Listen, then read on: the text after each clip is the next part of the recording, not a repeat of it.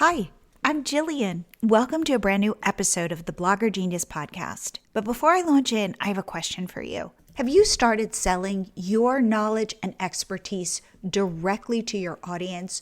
Or are you still relying on putting ads on your blog and affiliate links to monetize? Because in today's world, that is a risky strategy. You need multiple income streams. And this is where My Litree Cart comes in. Imagine setting up unlimited memberships, digital downloads, workshops, coaching, and mini courses in less than 5 minutes. I used to say 10 minutes. We just rolled out AI created sales pages. They are magic. Get on a free 20-minute call with me so I can blow your mind. And we can talk about your digital product strategy. Go to mylitree.com/meet. Get ready to think about your business in a whole new, exciting way. Welcome to the Blogger Genius podcast, brought to you by Litree. Here's your host, Jillian Leslie. Hey guys, welcome back to the show. It is Jillian. I have such a good one for you today. I am interviewing Chris Pieta, who is a photographer, and his story I think is really inspiring. First, he taught himself photography. Then he figured out that he could pitch himself to brands where he would shoot their product photos. Next, without a plan, he started a YouTube channel teaching others about photography, and he did it for a year, posting videos every week. It took him about a year to get any traction. He also started leaning into Instagram, again, with no plan. However, what he discovered was he could teach other creatives how to grow their businesses, how to pitch to brands, how to get traction. And really, that is where he is focused today. For Chris, it is all about sharing the information and selling the implementation. And as soon as he said that, you'll hear him in the episode, I thought, ding, ding, ding, he is on to something. I think you're going to get a lot out of this episode, especially as you are thinking about ways you can sell your expertise to others. Without further delay, here is my interview with Chris Pieta. Chris, welcome to the Blogger Genius podcast. Hey, Jillian, thanks for having me. So we met on Instagram. I would put out a post to say, hey, who would be a good guest? And you showed up. And so I want to say thank you for doing this. And I know very little about you. I researched you before we got on this call, but would you share who you are, what you do, and how you got to be where you are? Yeah, of course. So my story, I guess, really begins in like 2016. I graduated from college with a degree in chemistry, went right into corporate America, spent a few years there, 3 or 4, realized I wasn't really happy working a 9 to 5. I've always had this kind of itch to do my own thing, but didn't really know how to go about it since no one in my family or any of my friends went down the entrepreneurial path. Around that same time, I was consuming a lot of like YouTube videos from people like Tim Ferriss, Gary Vee, the people that were like showing what's possible out there with just a few skills. So around that time, I was also picking up a camera, learning photography, getting exposure to that world. So the two kind of clicked together. I was like, okay, I'm pretty good at photography. People are complimenting my work. I have this drive. So kind of put the two together, spent a year or so trying to land any sort of client from that. And a year of efforts paid off, landed a client, and I quit my job with the first client I landed. So wait, so what kind of went, client? Are you talking about, I'm shooting weddings, I'm shooting products? What was that first client? Yeah. So I'm kind of skimming over the details here, but I spent some time trying to figure out what niche I want to go to. I knew I didn't want to do weddings. I was pretty awkward, like shy kid growing up. So I knew in that environment I wouldn't thrive. So I did a bunch of research how photographers make money. And what really made sense to me was product photography, because I would be able to shoot photos for clients, for brands, and they would use my photos to make money with the photos. So in my mind, it was kind of like a no-brainer. If if I'm taking photos for them and they're making money off these photos, they should be able to pay me. So that was kind of like my thought process there, and the bet did pay off. So landed that client, and over the next 2 years, ended up working with 50 brands, 50 plus brands, doing just that product photography. Um, During that time, I realized I had some sort of like system in place that was working really well to land me clients, and a lot of my peers were struggling to land clients, even though they were in the same niche. Mm. So I started posting YouTube videos, Instagram Reels, on how to actually land clients, how to operate as a creative, because I feel like I had a lot of the business part of it down, and a lot of creatives really focus on the creative part and think the business part will just come. But it's really the opposite. You have to focus on the business part and then build a creative on top of that. So that's how I approach my YouTube channel and all the content I posted. It was business first and then creative second, because I wanted to stand out in like a sea of everyone just saying, "Hey, post your portfolio online, the clients will come." And that didn't work for me. So I started sharing what did work for me, which was actively pitching brands, building out an offer that clients actually wanted, getting on sales calls with clients and figuring out what their needs are, proposing solutions to those needs, and pitching your service as that. So all right, where are we now? This is Well, like wait, can I 2022-ish. interrupt for 1 second? You're shy, right? You're telling me that, we were just talking Hmm. about this, and you're telling me you're coming up with offers and you're getting on calls, or you're, I guess, emailing them and you're pitching and you're putting yourself out there. Yeah, that's right. I That mean, was, what was that about? yeah, that was tough because like growing up, I didn't have the most confidence. I was like the shy kid in school. So I'm not really sure what switch like flipped in my head. I kind of knew I didn't want to be working for someone else, and me like becoming this like more outgoing person was required for me to have my own business. So I didn't really question it. It was just what had to happen. So there was like this switch that flipped in my head.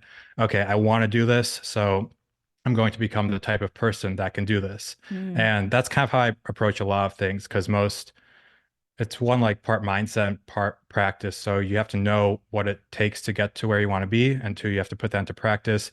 And regardless of how it makes you feel, if you show up consistently, every day you're going to get a bit better. You're going to put in the work, and you're going to become the type of person that is able to do those types of things. Okay, so back to your story. I think you said you were at like 2020 or 2022 or Yeah. So at this point, I've been sharing content on YouTube and Instagram, have grown my channels a bit there.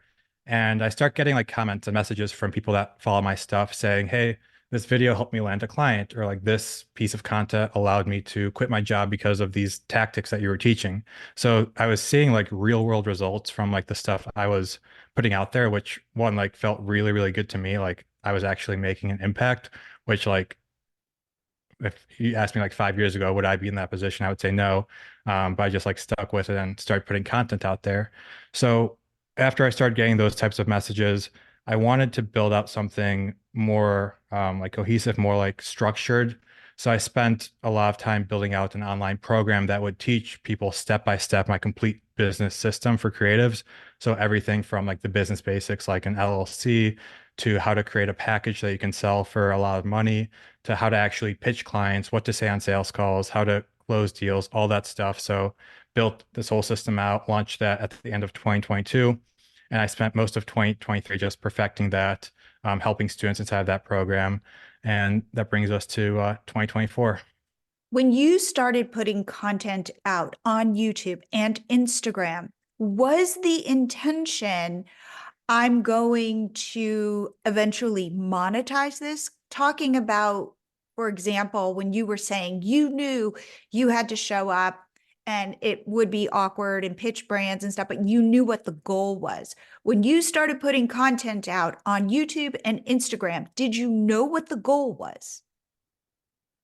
I didn't really have a goal other than to hit YouTube's partner program to get like ad revenue. I had no intention of like building like I just didn't know what was going to happen after putting content out for like a year.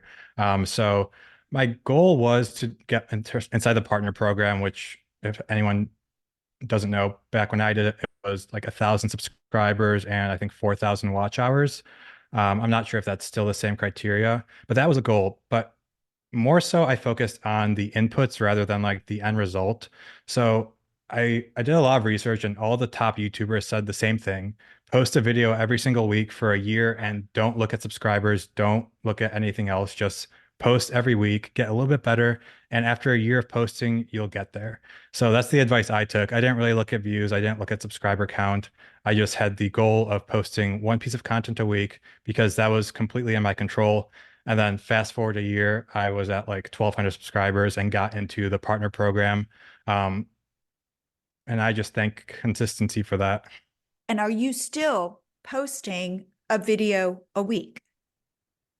As of December, no, but I kept that streak up for 3 years.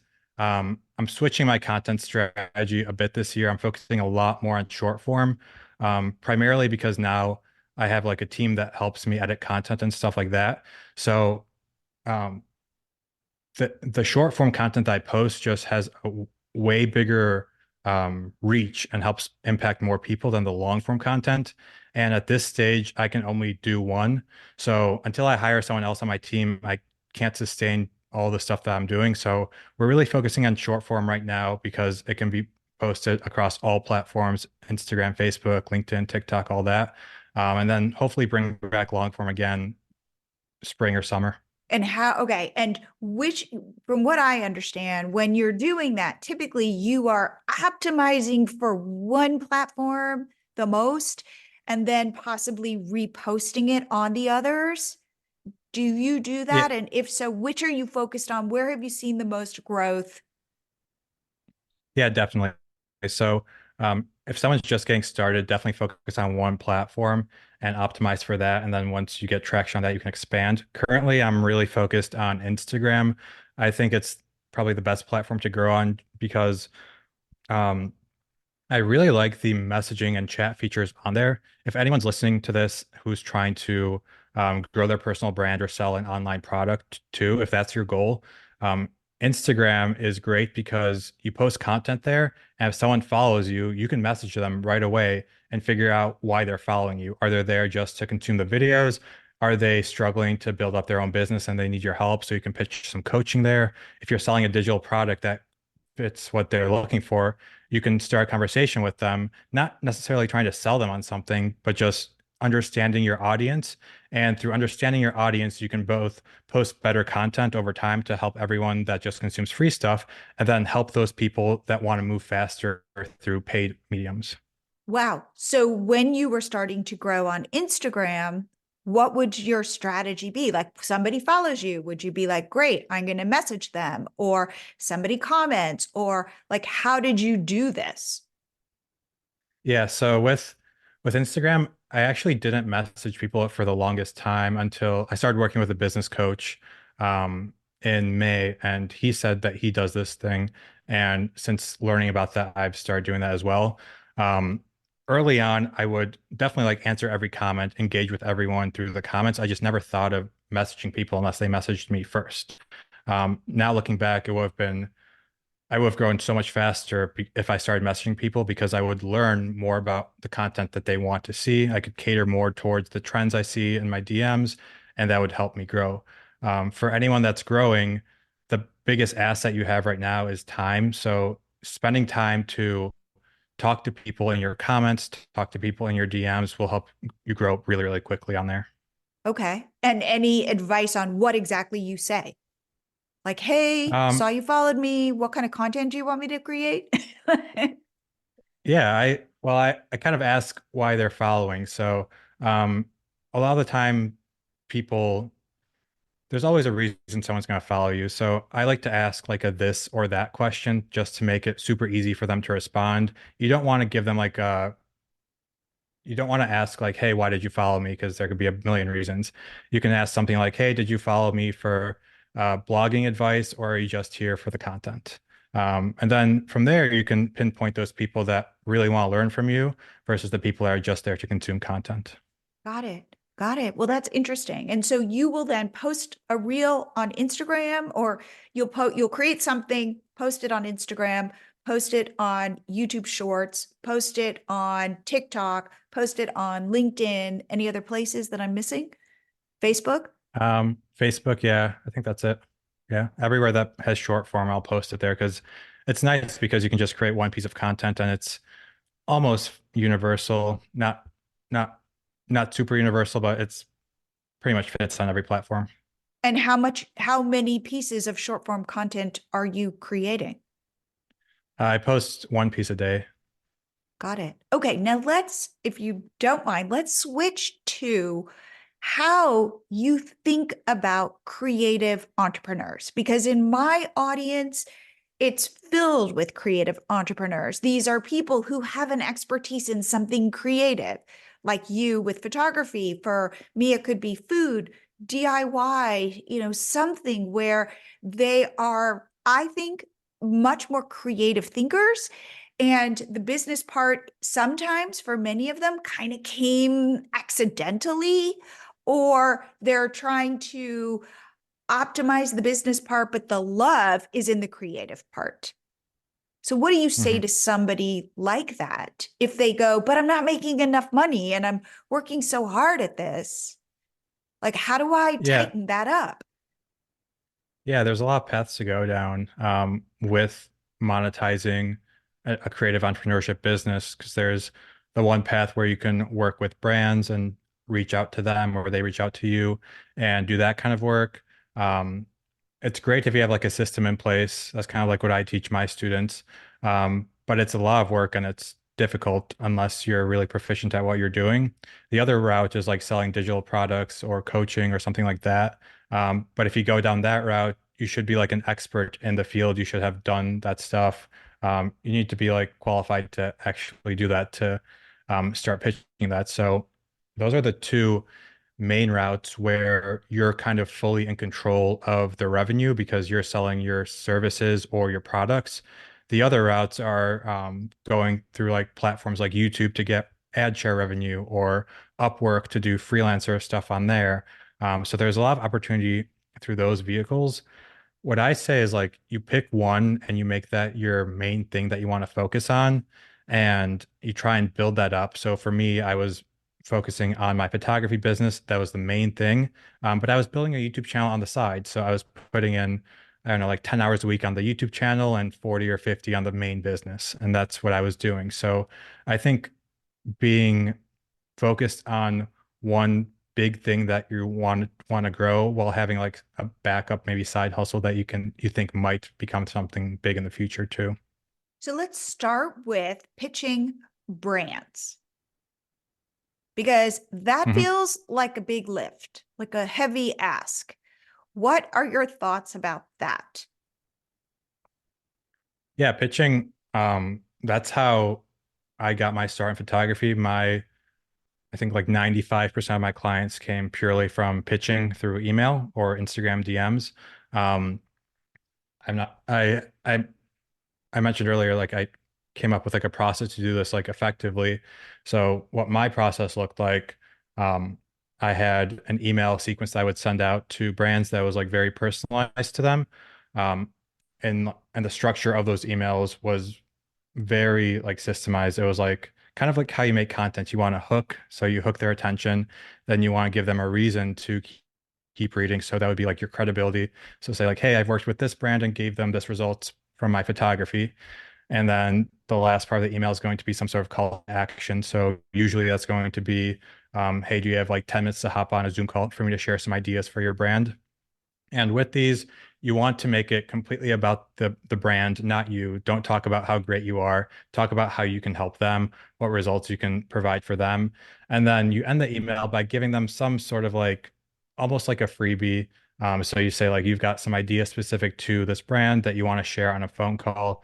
And you can even go so far as to say like, hey, I just want to give you these ideas. You can even use them with your own team. You don't have to hire me. So you don't really make it transactional. You make it more like relationship building there. From there, you hop on a call, dive into their problems, propose solutions, send a proposal over, and close the deal after some follow up. And how long would the Zoom call be? The initial call, 10, 15 minutes, something quick. And could you tell at the get go if you were going to get this job? No, it's really on the call because the emails are there to book the call. Like the system that I teach, it's like very sequential. One step follows the other. So the whole point of the email, well, it starts with like your website. So you have this website. The whole point of the website is to get the person to answer your email. The whole point of getting an answer to the email is to get a phone call. Whole point of the phone call is to get them a proposal, etc. So on the call, there's a very specific structure that I teach where you dive into their like issues that they're currently facing. So as a photographer, a lot of my clients were either they had like low ad click rates or low conversions on their sales page. So if you hear a client saying that, you can propose a new ad creative for them or a different hero image for their website, something like that. When you make it about not pitching them like your service, not pitching them like pretty photos, rather pitching them like increased conversions for their Mm, ads, they're going to mm. be more open to working with you because that's what their end goal is. So the sales call is all about figuring out what they really want because they don't really want pretty photos. They just want higher conversions They on their want, no, thing they or want whatever the problem money. They is. want money. They want Yeah. sales. Yeah, exactly. So that's what 99.9% brands want. So if you can make the conversation around that somehow, then you're going to close a lot more deals. Got it. Okay. And so your first email sequence, I like the way you're thinking, and everybody I hope is thinking this way. Everything is a funnel. So your funnel is I've got a very attractive website that shows my work that then I've got an email sequence. How many emails do you send to book the call? How many does it usually take? Um, so I'll send two or three, no more than three, because then you're going to get marked as spam a lot of the time if you don't get responses. Got it. Okay. So you hope for the call. And here's the question. How many emails would you have to send in order to book one call? That's that can be a very, very large range depending on so many factors. A good response rate is 10%. That is really, really good. To get to that level, you need really good scripts of like what to actually have inside the emails. You need a bunch of like A/B testing. You need a good website. That's kind of the stuff like I provide inside my program to my students. But you can optimize that yourself. It just takes a lot of trial and error. Okay. And then you get on a call and what is your close rate typically? On calls, about 30% is good. So a lot of the time with these close rates, it's 30% is good for me, and that's kind of like what you want. If it's any higher, you should raise your rates. If it's any lower, then there could be a lot of factors. It could just be you sound not confident on the call, the rates are too high. There's a lot of factors that can go into it. But a lot of the time, 30% is kind of like what I like to shoot for. And I know for me, like the only factor is the price if they're not if they don't want to book because I've been doing this a long time, so I have like conviction when I'm selling them. I know what they want. I have a lot of experience. For anyone that's starting out with this, your rates are going to be very kind of all over the place at the start. It just takes a lot of practice and consistency to get good at this stuff. So what I want to do is I want to then talk about digital products, let's say things people who have an expertise can sell, because anybody who listens to the show knows that I really like talking about that. And then I want to talk about both in terms of booking clients and selling digital products, just how you think about pricing. Yeah, so selling digital products, this kind of goes in nicely to what we were just talking about. So I worked with clients for 3 years before I started selling my own stuff. So I figured out how to do the thing and was able to like get other people results, which is important. If you can get other people results, then you're able to sell a service or a product and have like conviction in that product. So selling digital products is great because you can work with people in a better way because for a lot of reasons. One, like things that you pay for are going to be more like structured. So I post a lot of really great free content all across YouTube, but the digital product I sell, it's the actual implementation of the info I share. So there's a saying that is give away information, sell implementation. So Mm. like I can talk about forever about sales calls, email scripts, all that stuff, but that stuff I'm giving away for free. if people want implementation, that's going to be like the word for word things they want to say on a sales call, or the exact email script that can get you good response rates, or the softwares I use and everything that's like complementary. So if you can think of a way to take all the information that you have and create a way to help to implement into other people's businesses, then you can sell that knowledge. So that's one way to think about it. The other way is when you sell a product, there is this, my coach told me this and I love it. The saying is the transformation happens at the transaction, which means when someone buys something from you, they're kind of telling themselves, okay, I'm worth it. I'm worth investing 2 grand to myself. So I'm going to work harder to make this happen. Because I could give away my entire program for free to someone, or someone can buy it from me. And the person that buys it is going to go through it in really good detail. They're going to take notes. They're going to implement everything because it's more valuable to them because they're telling themselves that they invested in this, so they're going to make it worth it to them. So those two things are huge for like selling digital products and making, if someone's selling stuff, make your marketing around those two things and really lean into both of those. If you need help creating a digital product, I recommend starting with an ebook and grabbing this freebie where I am sharing the 13 AI prompts you need to write an ebook start to finish. You can do the whole thing in just a couple of hours. I even have a prompt to make sure the topic of your ebook is something people will want to buy from you. To grab this, go to milotree.com/ebook prompts, EBOOK prompts, PROMPTS. Again, milotree.com/ebook prompts. Go grab it. And now back to the show. So therefore, and I share this a lot as well, we value what we pay for. And Yeah, if 100%. and one way that I think you can charge more for something like your program, let's say, is a money back guarantee.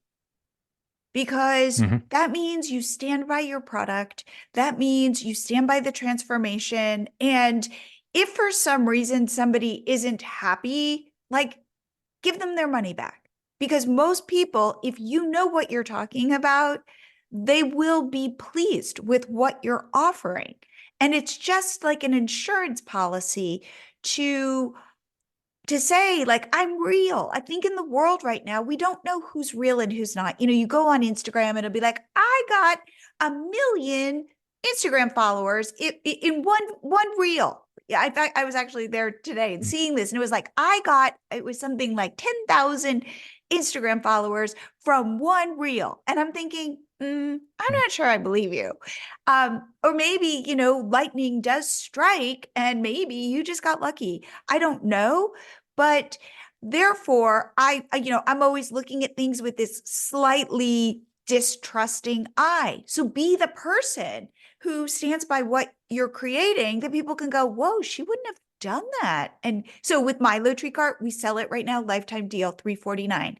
You don't like it within the first 30 days, I will happily refund your money. I get very few refunds, but hey, like my hope is that you love what you purchase. And if you have buyer's remorse, I don't want to leave that bad taste in your mouth. I want you to go, God, Jillian stood by what she said.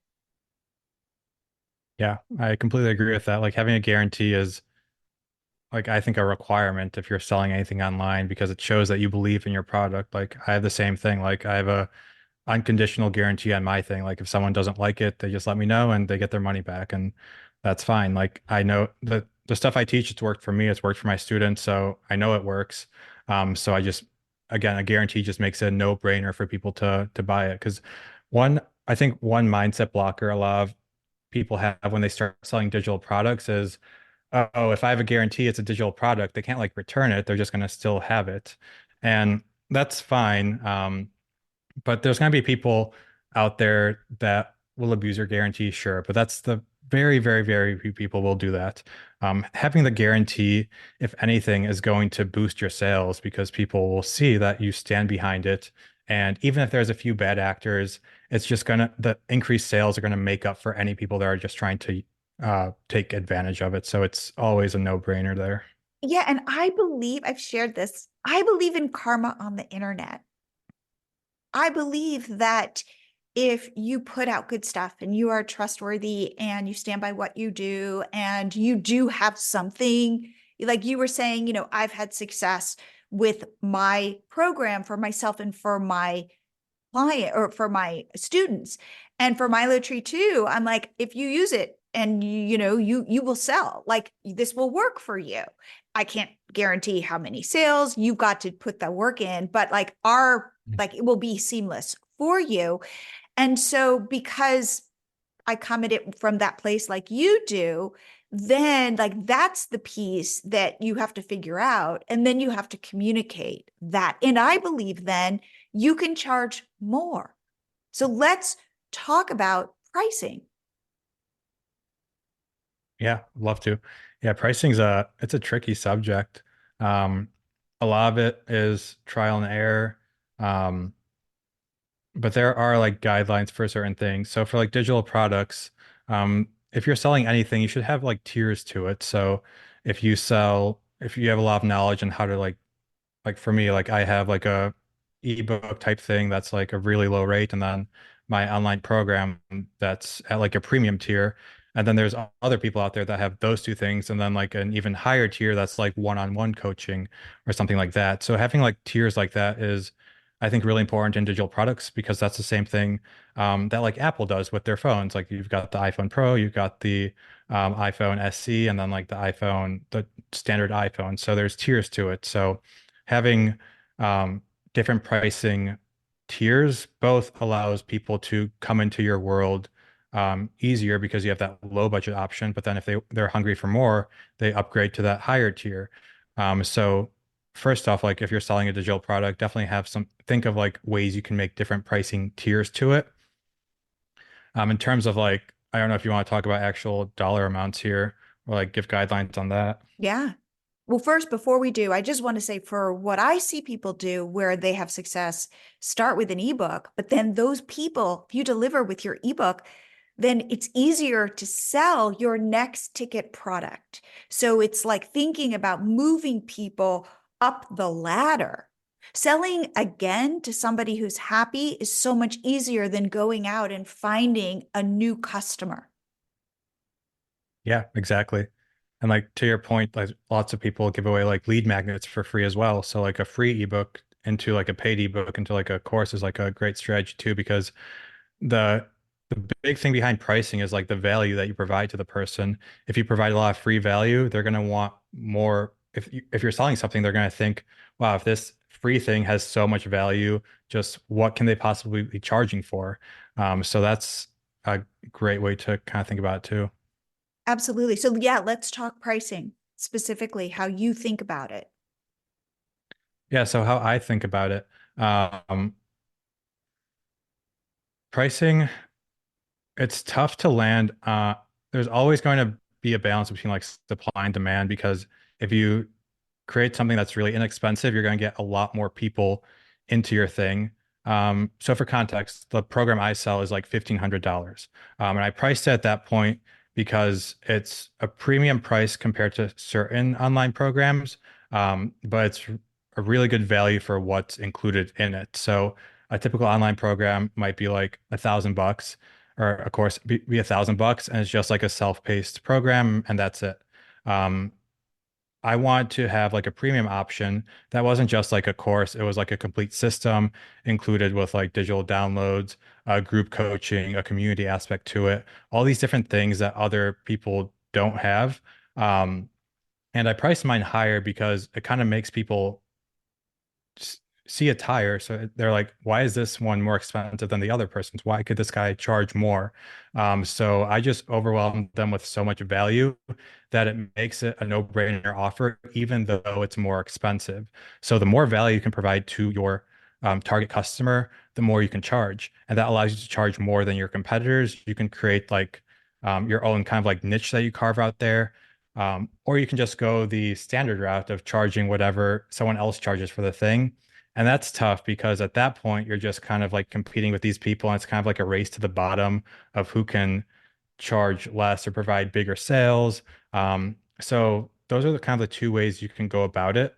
And I think the higher ticket one is better because one, you have the opportunity to help people in a different way because when people pay more for something, they're going to put more effort into the thing. So if even if there's two programs, one's like 500 bucks, one's 2000, if money isn't an issue for, or if money is tight for you and you buy the $2,000 one, you're going to put in way more effort into that $2,000 program and get better results, even though the information inside of it might be the same as the $500 one.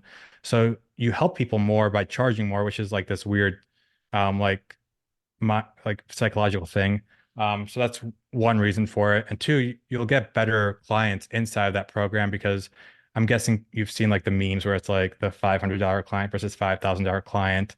And when people pay more, they're usually a better student, better client to work with. So there's a lot of benefit to charging more. The downside is it's a lot harder to get people into those programs. So you have to have a really good marketing engine, whether that's organic content, paid ads. You have to be really on top of that stuff. And So a lot, what are your ways to get people into this funnel? yeah, I only do organic marketing. That's the only way I people learn about my stuff.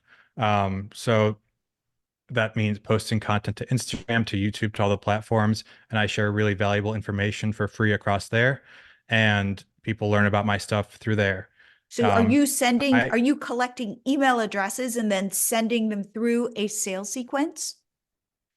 Yeah, so I offer, yeah, so I have the Instagram like social media content. Then the next tier is like a free workshop I offer. So it's like a 60-minute blueprint that is really all the information you need to start your own business and grow it and get clients. But it's the information, it's not the implementation. So someone can take the information in that free workshop, work at it for a year or two, and then after year two, they have a thriving business. The reason I sell a program is they can take that 2 year window and shrink it down to 3 to 6 months and have a business because they have the implementation behind it too. They don't have to do the trial and error. Got it. Got it. Well, that makes a lot of sense. And then here is my last question. As creatives, we are being disrupted by AI. Talk Mhm. to me how you, as a creative, are thinking about that to keep your business alive, to figure out how to pivot, to where are the opportunities?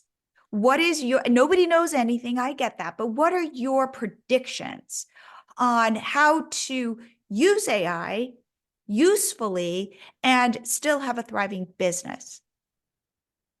Yeah, right now we're at a really nice stage of AI because it's very complementary to a lot of creator businesses. Um, AI has it's been here for like well, ChatGPT has been around for over a year and other AI services as well. And they've really changed the game in terms of like content creation, editing. They've helped speed up processes and they're right now they're like these really great tools for us. So for example, like on Instagram, if you think back like 2 years, everyone's like reels kind of looked not that great. Like the captions weren't good. They were whatever. But last year, everyone started using these AI caption apps and everyone's content started to look better. So it raised the bar for everyone.